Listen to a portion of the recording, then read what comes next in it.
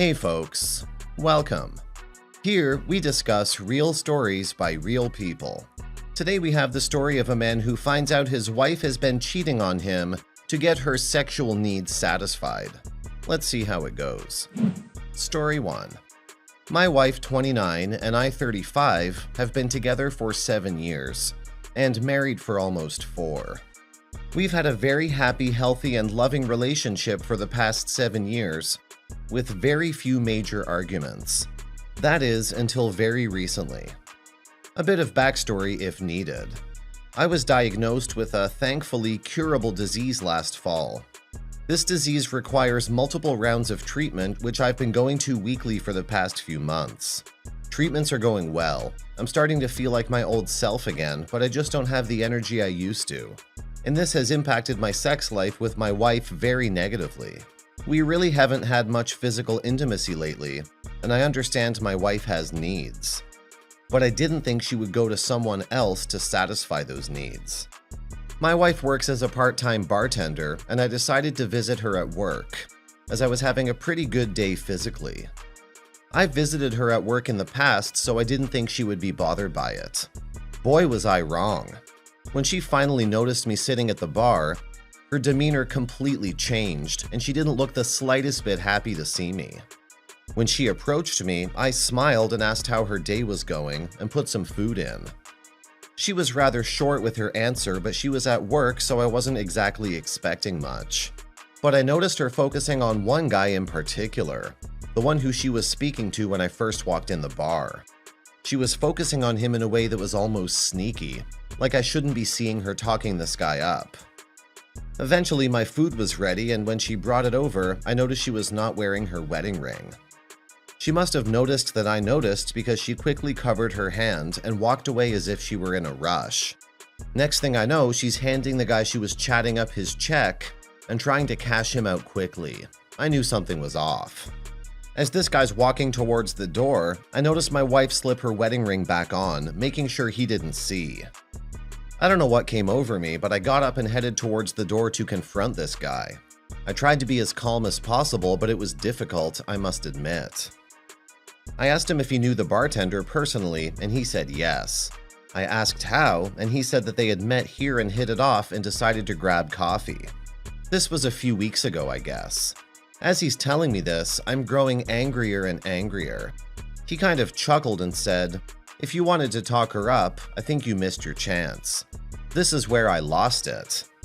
I let him know that I already had my chance at our wedding day and that she's my wife, and has been for the past 4 years. He just kind of stood there speechless and eventually apologized, saying he didn't know. My wife was obviously watching this whole exchange. I drove home furious and heartbroken, not sure of what to do next. When I got home, I packed a bag for my wife and left it on the porch with a note telling her to sleep elsewhere. I don't want that woman in my bed. I'm not sure if I can even look at her right now. Update. I was able to get some sleep last night, and I woke up to countless missed calls and texts from my wife.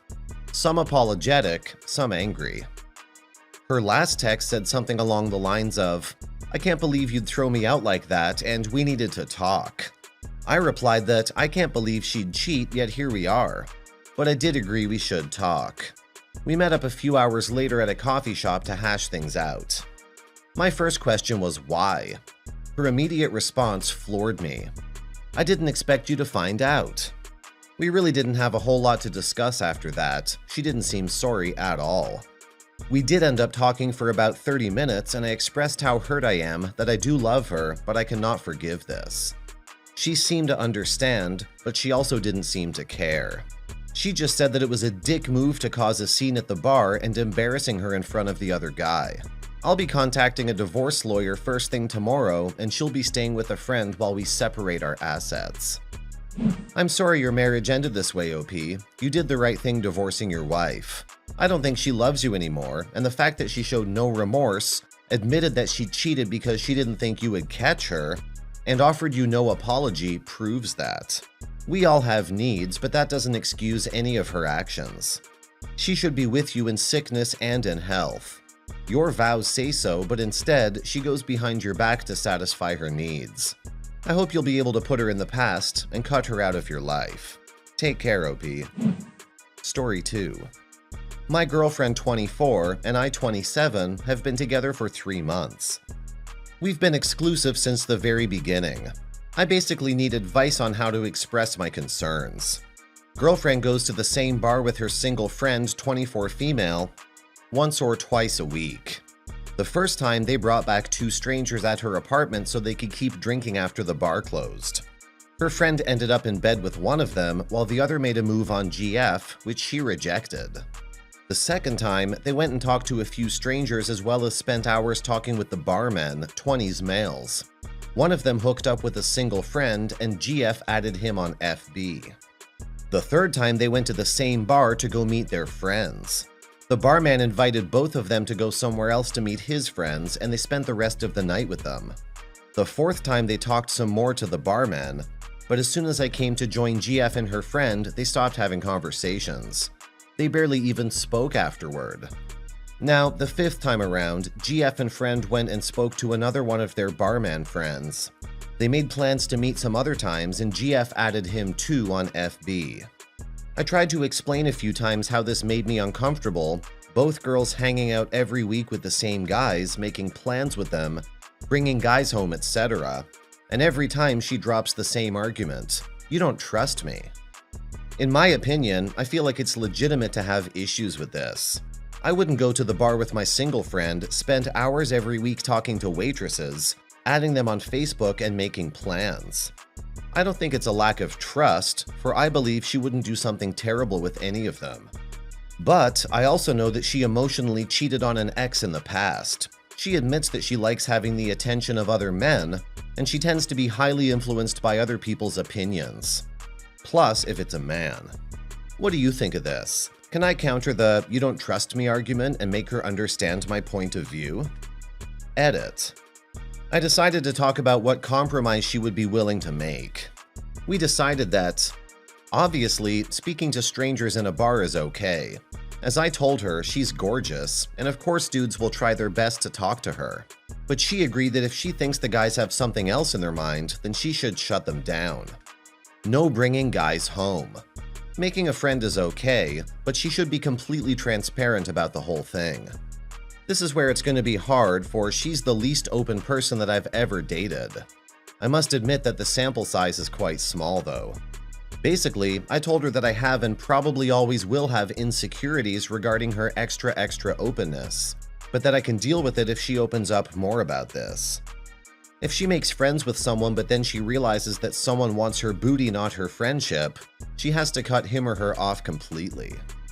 Although she agreed, I'm not quite sure that we will be able to work this out, even though I wish we would. So right now, even if I have strong feelings for her, I will work and focus more on other parts of my life. Also, we decided that I should join them when they go out, since according to her, this wouldn't change a thing about the nature of the exchange between her and her friends. I believe she believes that, but I don't believe it to be true from their point of view. Anyway, I'll update you guys in a few weeks or a month. Thank you again for your support. Update. It hasn't been nearly as long as I expected, but I promise I would update if anything new comes. I snooped on my girlfriend's cell phone, and even though I shouldn't, I'm glad I did. She has lied to me every day since we first met. She lied about never cheating physically on anyone, and then lied when she told me that nothing ever happened between her and her best friend, 25 male. She explicitly told him that she wants to keep their relationship a secret, and that she would never stop seeing him. Every 1 or 2 days, there were these "I miss you and I'm thinking about you" messages. She also made fun of me with him, calling me controlling, jealous, sick, and a freak. She allowed him to constantly insult and disrespect me. She told everyone I've ever met from her social network, sneaky edit. By social network, I meant like friends and family. This is basic English from my part. Facebook and shit would have been social media, sorry. That she was lying to me. She would text him at night in my own bed about that once I was asleep. She bitched about me and our relationship. I decided to be the better man and stay calm. I told her how broken I am, how disgusted I am, and how dirty she is to cheat emotionally with me since day one. I also told her that her social network must suck if no one cared to tell her that this wasn't appropriate behavior. I told her she would never be able to develop or maintain any kind of meaningful relationship as long as she would keep lying to herself and others, and that her depression and anxiety are being fueled by her own stupidness. So yeah, I'm pretty heartbroken, but at least I'm proud of how I reacted. My biggest fear right now is to never be able to trust again. But that's not something I wish to think about right now. I also feel really dumb. Edit. Alright, so someone commented that what I told her and the way I did doesn't qualify as being the better man. For the sake of transparency, I will write here what I told her and wrote in answer to this Redditor. Better man or not, I'd rather you make your own opinion. I see your point and pondered with the option of rephrasing that part of my post. For the sake of transparency, it went something like this. Look, I have no reason to tell you my 2 cents, but for your sake, I will anyway. After all you told me and what I saw, it's clear that you handle all your relationships the same way. You try to present yourself in a way that will be 100% pleasing for the other person, whether it be a friend, a family member, or a prospect. Look at your friend XX. You know he was cheated on by his ex, and you know he hates cheaters. Well, you were so afraid that this would change his perception of you that you hid the fact that you cheated on your ex and lied to him again and again. In doing so, you're lying to that person as well as you. You hide facts about you that would taint negatively the perception other people have of you. You can't expect to hide parts of who you are and have true friends and meaningful relationships in return. So long as you can't accept your past, try to run away from your problems. Try to convince yourself that some things never happened. You shall never be happy. You shall never be able to love and respect yourself. And therefore, you'll never be able to invest yourself in a relationship that would make you truly happy. Not because your partner will see you as perfect, but because he'll know exactly what your dirty secrets and imperfections are and will love you nonetheless. Also, don't you find it weird that you mentally crashed just after you cheated on your ex? And that you've been on medication ever since? I think you're right in thinking that you'll be on that shit your whole life if you don't straighten your shit up. Start acting like a grown-ass woman and stop having secrets and lies, which fuel all that shit inside you.